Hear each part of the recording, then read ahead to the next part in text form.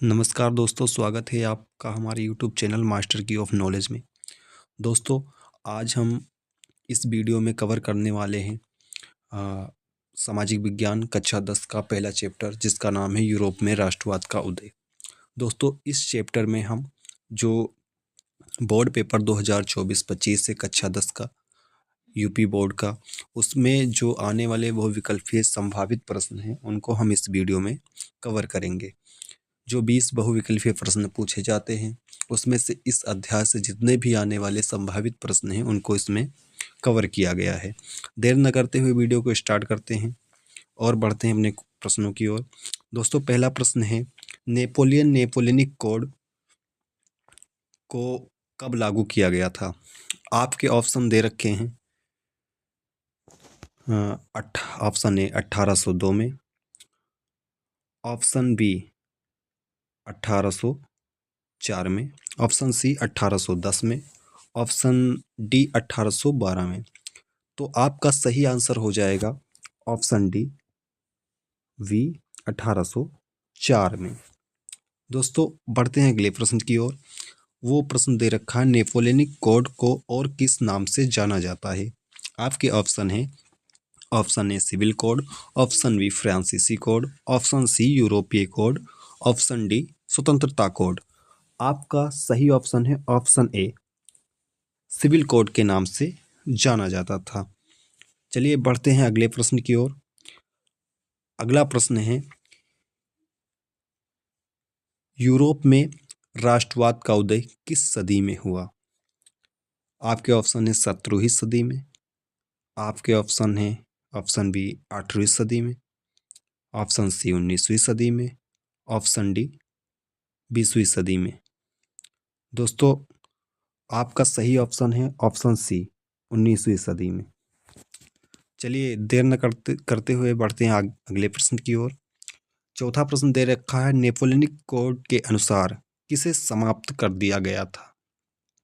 आपके ऑप्शन है, ऑप्शन ए सामंती व्यवस्था को, ऑप्शन बी लोकतंत्र को, ऑप्शन सी उपनिवेशवाद को, ऑप्शन डी राजतंत्र को।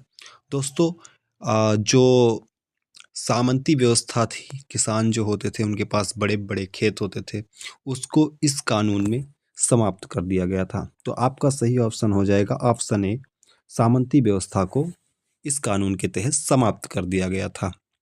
बढ़ते हैं अगले प्रश्न की ओर। आपका अगला प्रश्न है, नेपोलियन ने के शासन के दौरान कौन सा देश मुख्य रूप से फ्रांस के विरोध में था? आपके ऑप्शन है, option A Germany, option B Britain, option C रूस, ऑप्शन डी इटली। दोस्तों, सही ऑप्शन है ऑप्शन बी ब्रिटेन। ब्रिटेन जो उस समय था, वो फ्रांस के बिल्कुल अपोजिट था, क्योंकि हमेशा उनके जो कॉलोनी थी, उनके जो उपनिवेश थे, उनमें आपस में अपने अपने क्षेत्रों को लेकर झड़पें होती रहती थी। दोस्तों, अगला प्रश्न है, वियना की कांग्रेस कब आयोजित की गई? आपके ऑप्शन है, आप 1812 में, ऑप्शन बी 1815 में, ऑप्शन सी 1820 में, ऑप्शन डी 1830 में। दोस्तों, इसका सही ऑप्शन हो जाएगा 1815 में। दरअसल जब नेपोलियन हार जाता है, तो एक संधि ऑर्गेनाइज की जाती है, बाकी जो प्रसा थी, ऑस्ट्रिया थी, हंगरी थी, इन राष्ट्रों के द्वारा, और उसी समय ये कांग्रेस आयोजित होती है। तो बढ़ते हैं अपने अगले क्वेश्चन की ओर। अगला प्रश्न है आपका प्रश्न नंबर 7, वियना की कांग्रेस की अध्यक्षता किसने की थी? जो वियना में कांग्रेस आयोजित हुई थी, उसकी अध्यक्षता किसने की थी? ऑप्शन ए है मेटरनिख ने, ऑप्शन बी नेपोलियन ने, ऑप्शन सी लुइस सोल्वा ने, या ऑप्शन डी बिस्मार्क ने।